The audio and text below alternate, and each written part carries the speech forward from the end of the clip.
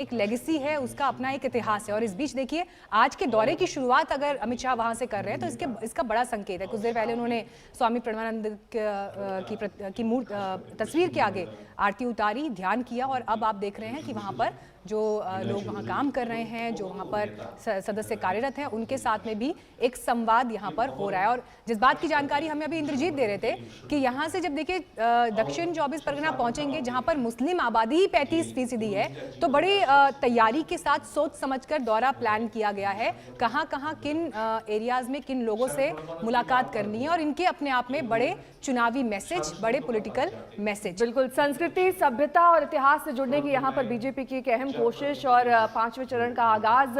आज जिस तरीके से ये पूरा दौरा प्लान किया गया है, बेहद व्यस्त कार्यक्रम अमित शाह का होने वाला है। इंद्रजीत, ये जो तमाम मंदिर आपने गिनाए, चाहे वो तारापीठ मंदिर हो, दक्षिणेश्वर मंदिर हो, और आज जिस जगह पर इस वक्त वो मौजूद है भारत सेवाश्रम, इसका भी एक अपना इतिहास है जिसके बारे में मीनाक्षी जानकारी देती थी। लेकिन इंद्रजीत, जिस तरीके से बंगाल की सियासत इस वक्त देवी देवताओं और खास तौर पर हिंदुत्व को लेकर आर पार की जंग जारी है, ऐसे में जो 2 दिवसीय दौरा है उस पर सबकी निगाहें अमित शाह की इस बात पर टिकी हुई है कि कौन कौन सी जगह पर वो जाएंगे जिन्हें खास तौर पर प्रतीक और प्रतिबिंब माना जाता है हिंदू सभ्यता का।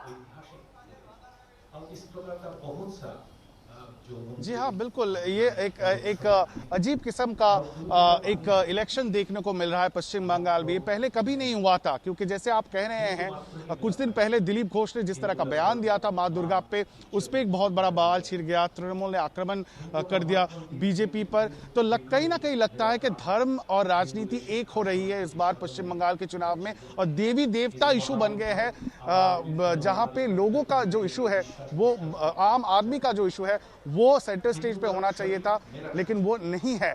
और यही कारण है कि बार बार आप देखें कि जो हिंदुत्व का लहर जो बात हो रही है बीजेपी के तरफ से, कि हिंदू वोट को पोलराइज करने की कोशिश हो रही है। और आपने सही फरमाया कि दक्षिण 24 परगना में एक बड़ी तादाद में मुस्लिम आबादी भी है। तो जब अमित शाह आज जा रहे हैं तो वह कपिल मुनि के आश्रम में जाएंगे, गंगा सागर।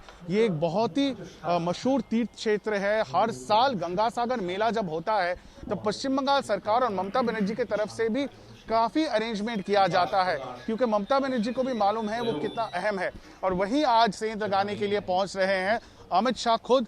वहां पे जाएंगे कपिल मुनि के आश्रम में, वो पूजा अर्चना करेंगे और तब शुरू करेंगे अपना परिवर्तन यात्रा। और देखिए, जितने भी परिवर्तन यात्रा के रूट है वो कहीं ना कहीं कुछ तीर्थ स्थानों से गुजरते हुए कोलकाता की तरफ रवाना हो रही है। 5 रथ, बीरभूम के तारापीठ हो या जब कुचबिहार आए थे कुछ दिन पहले अमित शाह, और तीसरी दफा का रथ का जब उन्होंने उन्मोचन किया तब वो मदन मोहन मंदिर गए थे कुचबिहार में।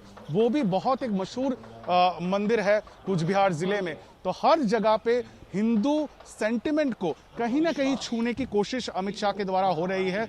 और यही कारण है कि उसका ये ट्रिप बहुत केयरफुली प्लान किया जाता है, ताकि हर जगह पे कहीं ना कहीं कुछ मंदिर या आध्यात्मिक जगह वो पहुंच पाए। और आज जब शाम को वापस आएंगे वो कोलकाता, तो ऋषि अरबिंदो के घर में म्यूजियम में जाएंगे, अरबिंदो भवन कोलकाता में, वहां पे जाएंगे। तो बंगाल के जो मनीषी है उनको कहीं ना कहीं नमन करने की कोशिश है।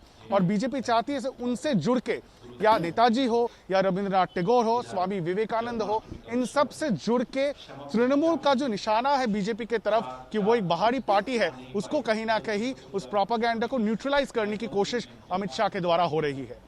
तो आज का ये दौरा बहुत अहम, जिसकी पल पल की जानकारी इंद्रजीत भी हमें दे रहे हैं। अब यहाँ से आगे गंगा सागर की तरफ जाएंगे, कपिल मुनि के आश्रम का भी वो रुख करेंगे।